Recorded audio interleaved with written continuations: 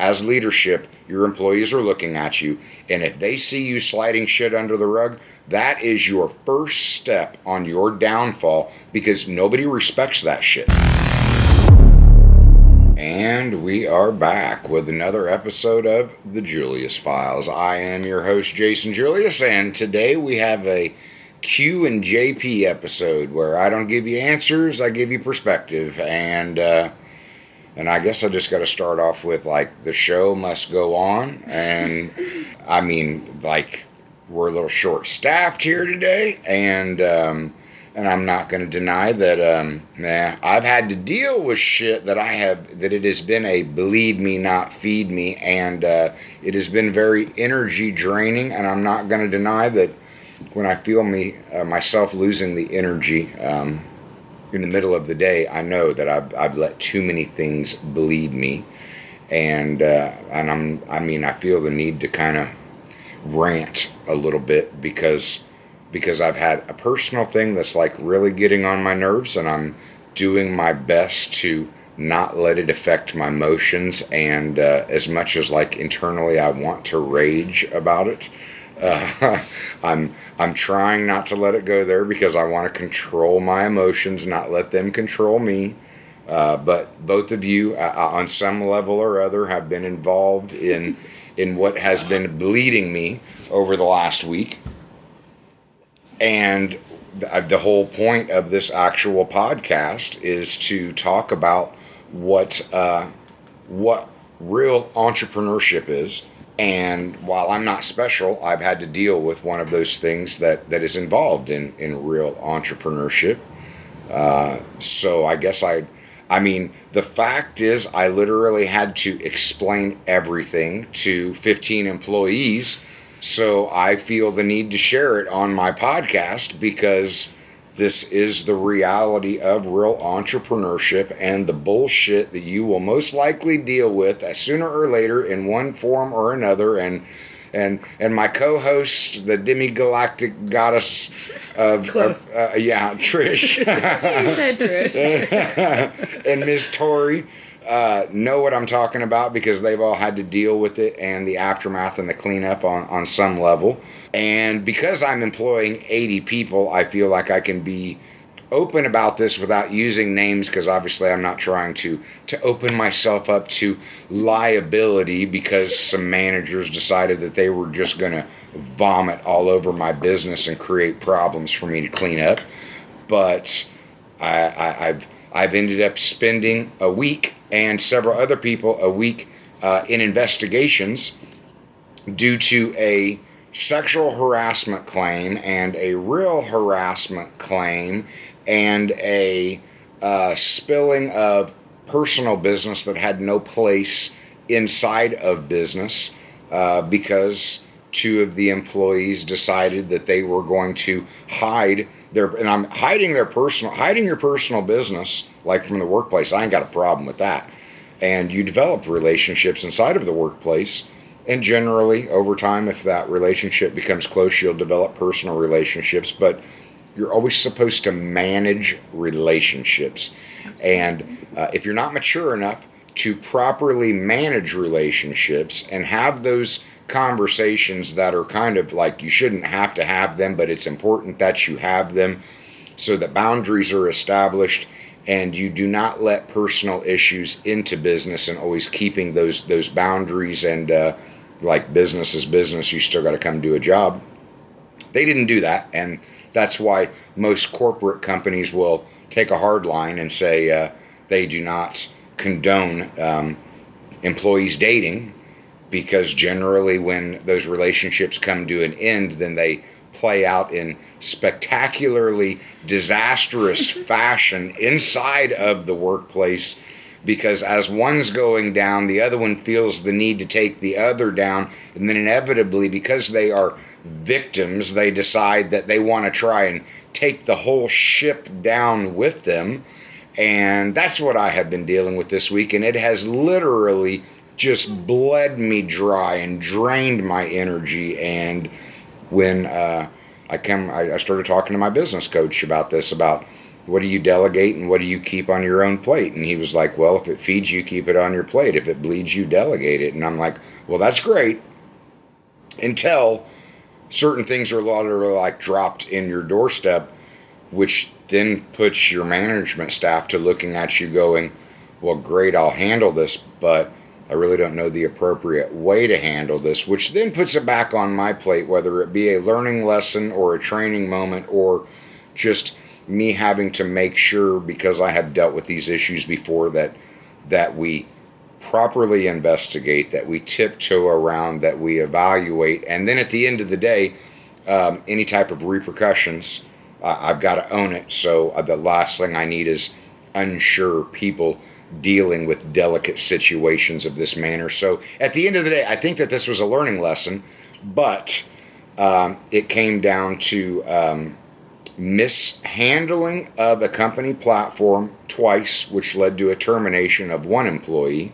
Information being put up without being completely honest about the information because of the backdrop. Like, you can't show me information to show how disrespectful somebody is being to you, but not reveal the potential sexual harassment and the actual harassment that you were doing that led up to the situation, only to have people use the company platform to try and make sure that they were heard and that their side of the story was actually heard, which inevitably then put back on me and my reputation that I was a potential bad employer or that I was not willing to be unbiased in the investigation, only to realize that I had an entire staff that knew a piece. And how did they know a piece?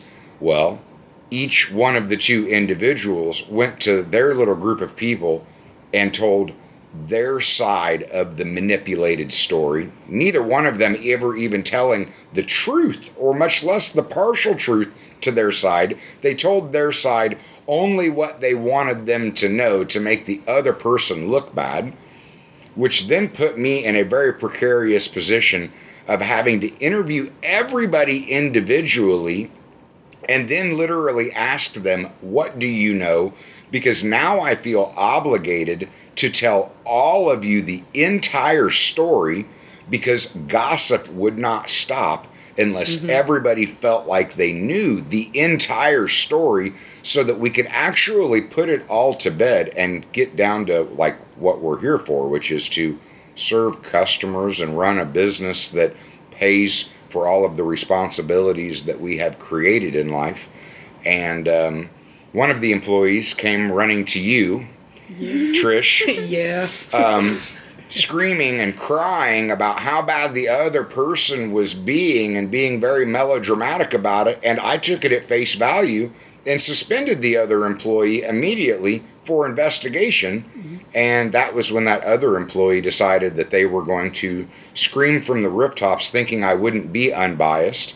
And as I'm literally contacting them to tell them that the cameras did not corroborate with what that employee claimed to get you suspended, so I'm reinstating you, I find out that they misused the company platform to badmouth me and to tell their story in their defense, which ultimately left me no choice but to literally terminate their employment. And I mean, this is a story of two employees completely overplaying their hand, to the point that, like, either one of them, had they just had enough self-control and discipline, like, they could have won. Like, in their eyes, their own eyes, they would have won. In the employees' eyes, they would have, like, won their little skirmish or battle. Yeah. But both of them had so little self-control that they both just kept overplaying their hands to the point that they both lost. And I feel like we lost as a business, other than the learning lesson that is actually coming out of this, because the other employee eventually quit, saying that I drugged their name through the mud. And when the manager looked at them and said, no, he didn't, he just told the truth. That's the thing. You have to tell the truth. If there's a situation you've said it 1,000 times, own your shit. Facts. If you're going to play in shit, you're going to get it all over you. So you might as well tell the whole truth. If you look like a dumbass, that's your fault. Play your cards, manage the relationship, and handle your business. That's where you have to compartmentalize business and pleasure. If it's going to bleed into that, you got to explain to this person, this is not what we're going to do at work. I'm going to fuck you after work, but I can't fuck you during work. So let's make sure everybody understands this. And that was the conversation that I had with Matt, because he just reverts back to his corporate past of like, this is forbidden. And I am a realist, and I'm like, some of my deepest friendships they started with work relationships. We had something in common. We spent enough time around each other that it turned into personal relationships. Now, a lot of that was when I was an employee myself working at other companies. But I've had this conversation before to where it's like you have to sit there and say, like, this is my job and this is your job. And this is our friendship outside of work, but don't get it twisted. When we come into work, this is my job and this is your job, and we have to compartmentalize. And I've long said that I mean, you get mad at me, somebody will. Men do that better than women. Yeah. Because everybody leads with feelings and emotions. I just think that men they'll get to logic faster. Women are emotional creatures, and that's one of the beautiful thing about women. I'm not knocking it.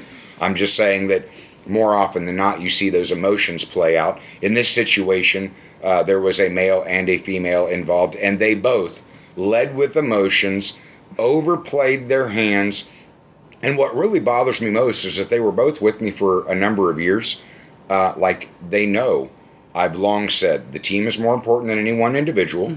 That even when I employed my kids, I was harder on my kids because I wanted to keep the respect of the whole group, knowing I wouldn't show nepotism, I wouldn't show favoritism. So I have laid a reputation and a history for showing I will be impartial because the respect of the group is more important than any one relationship in the group. I mean, and I've even went as far as to say I have to be like this because, like, it's a group of women. I fuck around and I've got a mutiny, and the last thing I can have is anybody looking at me and saying, "Aha! You showed bias. You showed favoritism," and then that gives them a whole nother vein to open up to say, "Aha! He's just like everybody else." So it was disheartening that they kept overplaying their hands and thinking that I was going to be willing to show bias, and at the end of it all, be pissed because I told the truth. And I'm like, so I was supposed to cover up your lies and your bullshit, lying to me and everybody else, and then when it blows up in your face, I'm supposed to protect you while watching my name and my business be trashed in the process. That really, I don't. If there was logic in the thinking, I don't get it. That's not the logic that I play with. That damn sure has nothing to do with common sense. And I'm a pretty transparent individual. I think that I am who I am, and while I am willing to adapt to change, my core principles and values have generally been pretty steadfast over time. So I was hurt on the overall. But when I get to today and I'm in the middle of a meeting and it's not even 1 o'clock and I feel myself getting tired, I'm like, this is not me.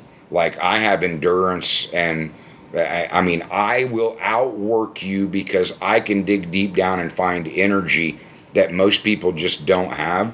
But when I feel myself getting tired in the middle of the day, I know that I have found myself wrapped up in shit that drained me. And that entire situation, I'm saying, drained me for about 7 days. And it took 7 days to bring it all to conclusion, and multiple hours worth of talking with upper management, multiple hours of reviewing camera footage to see whether written statements that were not signed. And I'll tell you, like, if you go get statements from your employees and you're expecting those statements to be taken seriously, if that employee is not willing to sign the statement, then there is there's no credit that can be given to that statement, because if they're not willing to put their name on it, then they're not willing to stand by that statement. And I instructed that all employees involved write statements, and what do you know? There was not one signature by the statements, which didn't surprise me none when I go to the cameras to find that what was said, what was claimed, did not corroborate at all with the statements. And that's what I said. It just kills me that I call him to tell him, I'm reinstating you. I'm giving you your money for your lost wage, only to find out that he had misused the platform in the middle of all of it. And it just really blows me away. And I'm trying still to maintain my composure in all of this. And then of course, and I know I don't want to, I want to get on to the actual questions. I will tell people, like, if you're criticizing somebody else, like, you probably shouldn't be in business, because if you got enough time to criticize somebody else, like, you're not paying attention to your own shit. But I'm so blown away by this dumbass situation that I have found myself in that I feel the need to talk about it, because I bought a brand new refrigerator in January. Oh, And the compressor goes out of it in April. So we're talking about, I bought a refrigerator from Menards, and in 4 months, the compressor goes out of it. I will never buy another product from Menards because of the way that they handled it. They refused to make good on, I purchased a major appliance from them, and they told me to deal with the manufacturer warranty, which then led me to, I'm dealing with Whirlpool because they own Maytag. I will never buy another Whirlpool or Maytag product, because when I call them to deal with this, like, this was in April. This was Memorial Day weekend. We are now in August. I still do not have a working refrigerator because it was call the repairman for inspection. Oh, well, then they have X amount of time to try and source the part, to which I call back and I'm like, I want a new refrigerator. I want to be made whole. Oh, well, we have to turn it over to specialists, and now we have to allot extra time for part sourcing. And lo and behold, 1 week ago, beginning of August, this part actually shows up. I'm thinking, okay, now I'm going to finally, I just want this problem to go away. I just want my damn refrigerator. Only before expert appliance repair to be the one responsible for the warranty themselves, for them to act absolutely unprofessional, undependable, and play games. I mean, they literally have a communication platform to show they're fully capable of communicating, and they tell me they're going to show up. And then as we're sitting here waiting, I'm like, when are you going to show up? And then somebody sends me a picture of my front door and said, I banged on the door and rang the doorbell, and I'm like, ain't got no doorbell. So we've been sitting here waiting the whole time. You have been communicating with me through this whole time. You knew damn well I was sitting here. You knew I've been without a refrigerator since Memorial Day, and all I get is, well, we'll have to reschedule another time when you're available. And I'm like, in my head, I'm thinking, motherfucker, I'm available right now. I want my refrigerator operating right now. But I was not derogatory. I did not use any profanity. I maintained a level of calm and professionalism, but I did state, this is wrong. We were here waiting. Even when I was not here, I had somebody here waiting in my place, and this is unprofessional, and I need a call back to get no return phone call. Today, they are literally dropping and ignoring my calls. And I still have no working refrigerator, and I'm sitting here going, this is how businesses fail, because if you don't care enough about your customer, if you don't care enough about the obligations and the contracts that you have, if you get your feelings so hurt because you're told, I'm calling you on your bullshit, you're actually unprofessional, I'm like, this, the level of ridiculousness, and I'm sitting here going, okay, well, I don't know who's going to listen to this, but this is my platform, and this is what I'm dealing with right now, and everybody is going to deal with BS, but if you're going to be an entrepreneur, you're going to deal with your personal BS, and I'm not special. You're going to deal with harassment and potential sexual harassment and drama inside the workplace that sometimes you're going to be able to keep it contained, and other times It's just going to spill out all through all of your employees.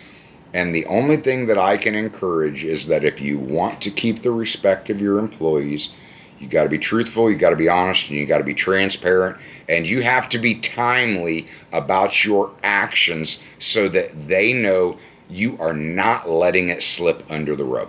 And that is my biggest thing, where I see companies and employers that they fear getting in the middle of things and they just want to slide it under the rug. And I'm here to tell you, as leadership, your employees are looking at you, and if they see you sliding shit under the rug, that is your first step on your downfall, because nobody respects that shit. Mm-hmm. That's like, I could have just claimed the victim.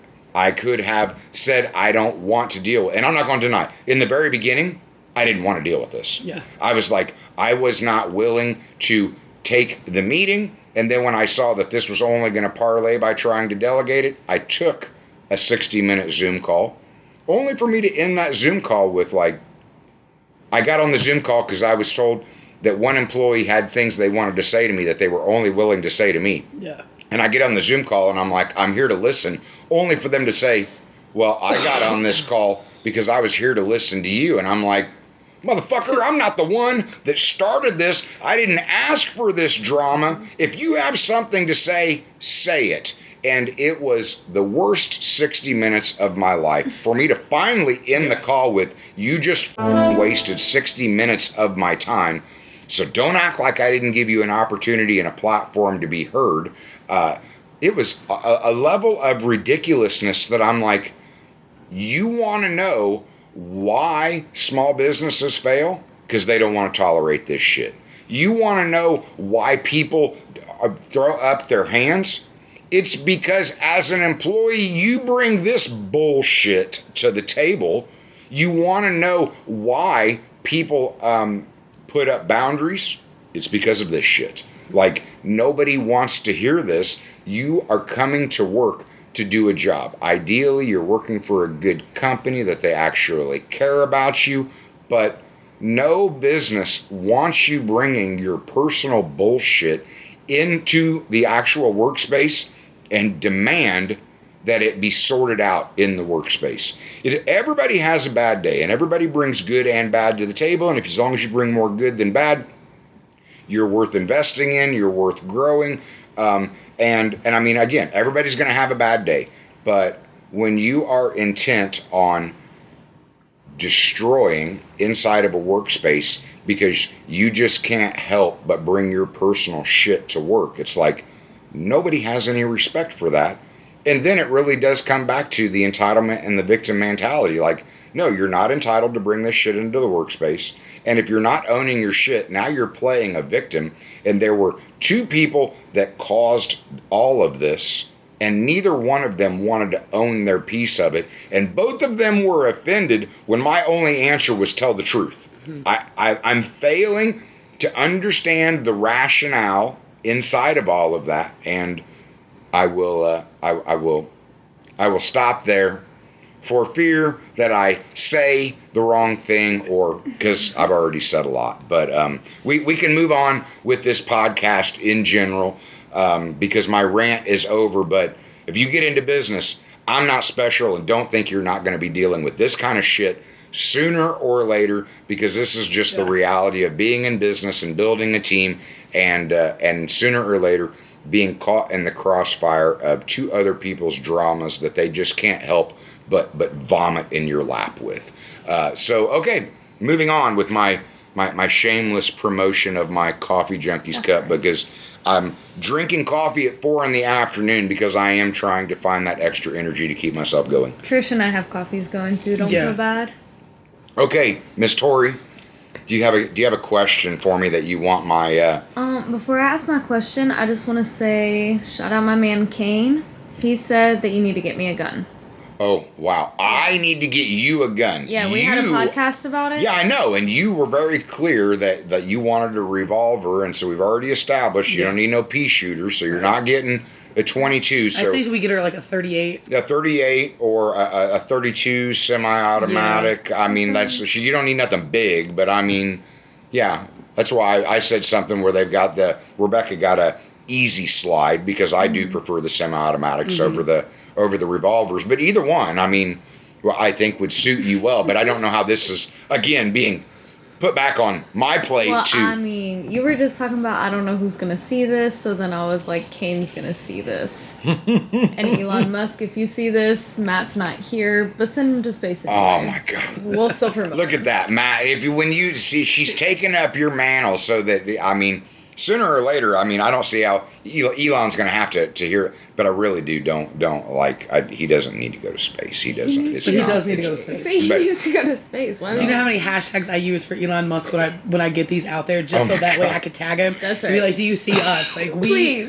very small. We understand. We're probably in some fucking but I'm sitting there going. See, the thing is we are here. So I went out to visit my sister in Colorado, and we look up, and all of a sudden I see this star, and then I see another behind it, and then I notice that it's in a pattern. I'm like, wait a minute, that's not a star. Only to realize that that's the new satellite system that Elon Musk is putting up there, and it was a string of like 100 of them, and then there would be a couple empty spaces, and then here would come another 20 of them, and then a couple empty spaces, and it's meant to actually orbit the Earth. So I'm sitting there going, I'm quite sure Elon can see whatever the hell he wants to see, because he's literally intent on having satellites that completely orbit the Earth. I was told, though, it was with the intent of being able to offer everybody internet or access. We're gonna get off topic. Let me not. That's I don't know where this goes, but I mean, I'm a Gen Xer. I have seen the old school, and I've seen a whole lot of shit happen in the last 20 years. So, I mean, what's going to happen in the next 20? You could be looking up and you just see a grid of what you think are stars. Nope, that's just satellites looking down on you. But, yeah anything's possible. So, yes, do you actually have a question for me? Yeah, so what's the good out of all of it? The good out of all of what? All of this. This whole situation. No, I mean... Don't say that there's not any good, because you know that there is.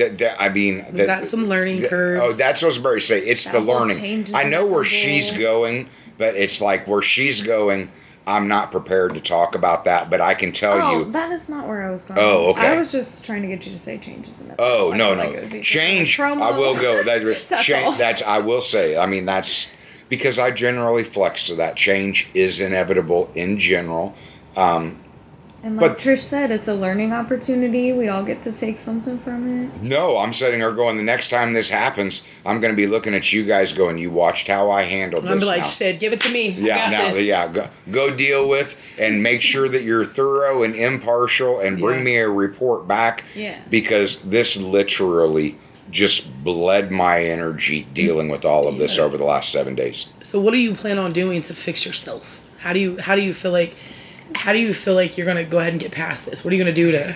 I mean... You're going to get a massage? He said, first of all... I do, honestly. I have a massage tomorrow. and unapologetically, I'm actually very much looking forward to it. I ain't mad about it because it's self-care. Yeah. But the thing is I will probably most likely find my way to bed a little bit earlier, because obviously if I'm not coming with enough energy, then maybe I need to. I don't think you can really catch up on sleep, but you can build an extra hour or two in there to try and make sure that you're well rested, and then it really does. See, and that's you cannot get all of the nutrients that your body needs to perform at an optimal level with this garbage that they call food anymore. Yeah, like it doesn't happen. You will only get it through supplements. But I take regular supplements. I mean, like, if I don't take a multivitamin, I'm taking a protein mix that has multivitamins in it. I always take a prebiotic and probiotic. I always start my day with 1,000 milligrams of vitamin C. There are supplements out there that make sure that your body is getting all of the vitamins that it needs. And I go out of my way to find the supplements, because like in today's, it just does not matter how, even if you eat well and you eat a bunch of vegetables, like it's not enough. The soil has been depleted, like the nutrients that are in the foods, never mind, like, and I try and stay away from processed food, but the simple fact is Our foods today are not giving us all of the nutrients that our bodies need to operate at an optimal level, and the only way to get it is through supplements. And there are good supplements and there are bad supplements because it is a for-profit industry itself, and you just need to do your research to make sure. And honestly, I'm like, well, I would promote the supplement that I use, but I don't got an affiliate marketing program with them right now, so I'm not we'll wait off on that. Try again in 6 months. That's what Mary say. I get that worked out, and I might actually promote their product, but I will say that I've done a fair amount of research. I don't believe in multivitamins. I did some research on multivitamins where it was like there's a one a day, like it's garbage. That's not like you need to go after some type of liquid, some type of powder that is a mixture of different supplements, or go after line item vitamins. Like I don't take a one a day to get the vitamin C content that I need. I take direct vitamin C and ester C vitamin C because it's more absorbic into your actual bloodstream. And I mean, these are things where too many people pass off the responsibility of their health to the doctors and to the hospitals because they don't want to be held personally accountable. Well, let me tell you, those doctors and hospitals do not give a fuck about you. And when you feel like shit, you need to hold yourself personally accountable for feeling like shit, because you could have taken responsibility of that yourself. You could have taken better care of yourself, because as my coach and mentor says, be kind to your future self, because the reality is what you consume today is going to have an effect on you 10 and 20 years down the road. And if you want to appreciate your golden years, you might want to think about what you're consuming 10, 20, 30 years previous, because sooner or later your metabolism slows down, that shit will catch up with you, and if you didn't make sure that your body was getting everything that it needs, well, then your bones start breaking down, your nervous system starts breaking down, inflammation starts taking over, and you have nobody to blame but yourself, because you make personal decisions that you need to hold yourself accountable for. And that is a big deal for me. Personal accountability, garbage in, garbage out. If you're not going to feed yourself good shit, then don't expect good shit to happen to you. And quality of life is more important than life itself. I mean, like, I work out every morning. It sucks. I hate it. Why do I work out every morning? Because I have lower back problems, and I found that if I work out every morning, I'm strengthening my core, and I don't have lower back problems. So it sucks less to work out, because I know that if I don't work out, my lower back problems are going to come back to me, and then I'm going to be in pain and misery daily, weekly, monthly for the rest of my life. So I'll take the option of working out because it sucks less than the pain that I would be feeling or enduring if I wasn't working out on a regular basis. And again, you need to own your shit, and that is I'm a proponent of personal accountability. Hold yourself accountable, and then when other people inevitably hold you accountable, it doesn't hurt quite as bad because you're used to holding yourself accountable. Okay, Miss Trish, well, what have you learned from all of this fuckery that has been going on? So I felt when the situation happened, it was crazy because I was hip to it when it first started. And I even made a comment like, hey, it's awful funny. You guys are mingling. And it was, oh, it's nothing. It's, it's this. And then as it continually, this snowball of bullshit just kept rolling along. And then it was, oh no, let me cry wolf and see what I can do. But the person I'm going to go to is the person I have the emotional connection with. So what I learned was, don't take everything so serious. Make sure you have all the facts first. Just because one person is crying a river, let them drown in it. I like that. Because for the most part, it's going to be bullshit anyway. And when all of this inevitably just exploded, you just kind of sit around with the remnants and you think to yourself, all of this could have been avoided if you would have just, one, just like you said, own your shit, and two, manage your relationships better. Yep. Well, and it comes down to the boy that cried wolf. Absolutely. Because I mean, I know you. There's like nobody that you wouldn't help. Yeah. But Now, Yeah. if that individual calls you crying the blues, No. you're automatically going to pop back to knowing when they called you and wasted your time and flat out lied to you. Yeah. So that's the boy who cried wolf. And then you wonder why you don't get support. People are going to need help throughout the course of life. But if you're going to cry wolf, well, then don't get pissed when nobody comes running to help you.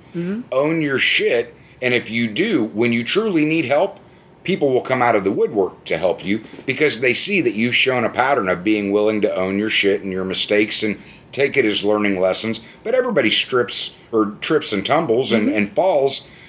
It's what kind of character did you display throughout all of that? Yeah, and that's the thing. If you're going to sit here and you're going to be mature about this situation, you're going to say, hey, I know that I messed up. I know that this got super messy, super fast. This is what happened. I know I probably shouldn't have done it, but I did it anyway. I think that we could have moved forward in that situation. But instead, you just keep throwing mud, keep dragging this person's name through the mud. But No, in that's all what killed me. reality, you've been more than helpful in this situation. In other situations, from what I found out, you've always been that person. So I think what happened was ultimately it was, oh, I know that Jason's going to take my side because he knows me. And then when you want to come over here and cry to me and sit here and say, oh, well, Trish, this is what's happening. Once we found it out, now there's no loyalty. There's no support in the business because now your team members know that you lie. Now they know that if they lie for you, that's okay. So now instead of us running this business, you have this group who's gone rogue.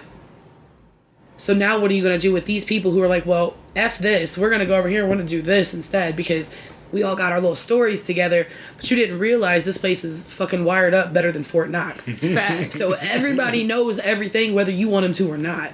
So one, know your environment. Know the people you're dealing with. And understand that it takes a whole team to get something moving instead of one person. You might have thought that you won the battle, but really we won the war. Yep. And that's okay. Well, honestly, a lot of this brings me back to a book that I read. I think his name's Stephen Covey. I think because I want to say that his father was Franklin Covey. He's the son of the renowned Covey. He wrote the book The Speed of Trust. And I remember reading it and I hearkened back to this because I'm like, the one thing that small businesses have as an advantage to big business is the ability to move faster. Yeah. Okay, it's a smaller group of people, but if that group doesn't have trust, you don't have speed. Right. And that's where I'm like, the trust was completely dismantled and it slowed us all down. I mean, we lost 7 days. Yes, literally 7 days that I could have been devoting to something else. Rebecca lost 2 or 3 days out of this. Matt lost 2 or 3 days out of this. Like, I could have directed that manpower and myself towards something more meaningful, and all it was a trying to stop the whole thing from being dismantled, and how much trust was violated in this entire process. And then me having to offer truth and transparency just to maintain the trust that people have given to me in this process. And then only to have people pissed off at me because I did what I thought was the right thing by being transparent and honest about all of this. But it is a boy that cried wolf. And if you cry wolf, well, they'll come running. Yeah. And once they realize that you just cried wolf, well, don't expect them to come running next time, because I've said in social media, your reputation will follow you pretty much for the rest of your life. And while I might not be like the greatest resource in the world, I know that I'm a resource. I know that I'm a resource. People are happy to have that association. And I know that I plan on living a good, long life. And it's shit like this and the individuals involved that I'll never forget. So you don't come looking to me as a resource after all of this, because I also, while I don't let shit rent space in my head, this is one of those your drama put risk to the stability of one of my operations. Thereby, you put at risk food on my table, and you put the team as a whole at risk, and I will never forget that which means I will never be a resource to you. And even as a small business, I think that I'm a pretty valuable resource to have around. And I want to be a resource to good people. Mm-hmm. Good people own their shit. Right. Because at the end of the day, neither one of them ever wanted to be truthful about this until they saw that they both tried to lie. And then one of them wanted to be a little bit truthful because it served their purpose. And then the other one saw they were being a little bit truthful. So the other one wanted to be a little bit truthful because it served their purpose. And then it was like, okay, I've heard enough. Now I need to actually investigate to know everything. So I never got the full truth out of each one of their mouths. I got their versions of the story, and then by talking to everybody else, actually pieced the entire story together to get to a timeline, to get to the actual full truth, because nobody wanted to own their shit and actually tell the truth in all of it. They just started getting butthurt that both sides were now intent on attacking each other and trying to burn the whole damn thing down. Because if they couldn't win, nobody was going to win. And it just totally blows my mind. I don't, ridiculousness. And again, I'm not special. If you go into business, do not think that this is not the shit that you're going to deal with, because you will deal with it. Every business encounters something like this. This is part of the human element. This does not have anything to do with systems or processes, which are necessary, but good people, and sometimes good people do dumb shit. Yeah. And in this situation, where I would have thought that it was good people, I'm not going to sit here and say that they're bad people, but the goodness is definitely in question, and it was definitely a boy that cried wolf on several levels. So, yeah, it is what it is. That's and right. One foot in front of the other, and you learn from it and you keep moving forward. But I will say that when this shit happens again, the individuals that watched how I dealt with it, I'm going to be calling them and being like, it happened again. Now it's your turn to deal with it, and come back to me and let me know what you found out,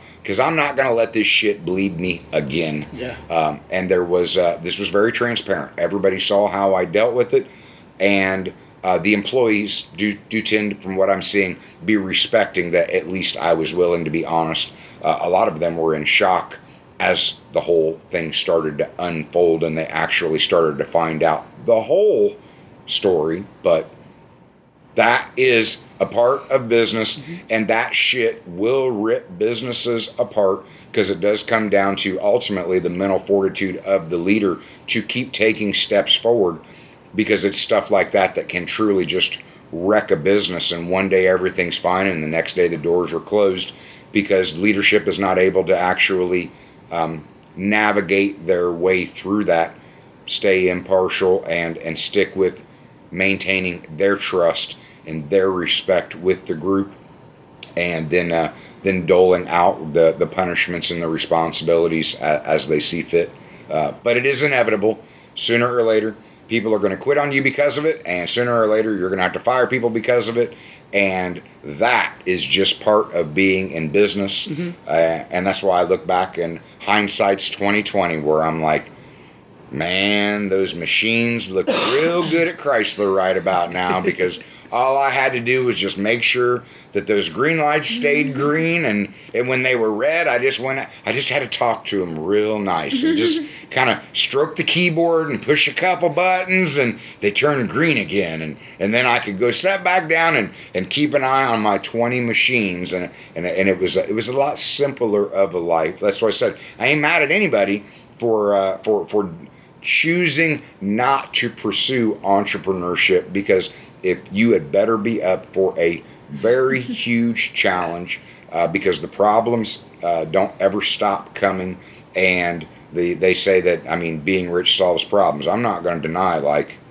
I'm experiencing a different level of success. It just brings different problems. I'm going after a different level of success.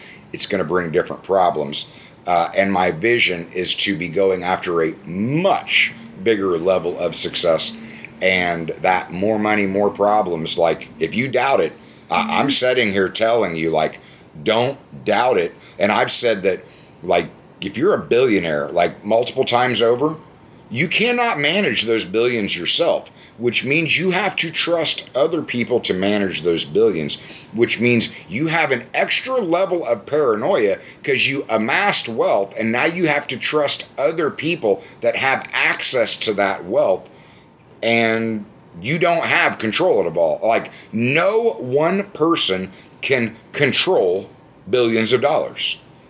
So if you amass that wealth, you're going to have to bring people in that you trust, and you hope you can continue to trust, and you hope that they do not smuggle, swindle, embezzle, take from you your billions of dollars. Mm-hmm. And that is another level of paranoia that most of us common folk just will never know nothing about. But I'm telling you, it's real. More money, more problems. That they're just different problems. And I don't know of any rich person that would say that I don't want the problems, but don't think that it's just a problemless life, because that shit is it's just not reality. It's not true.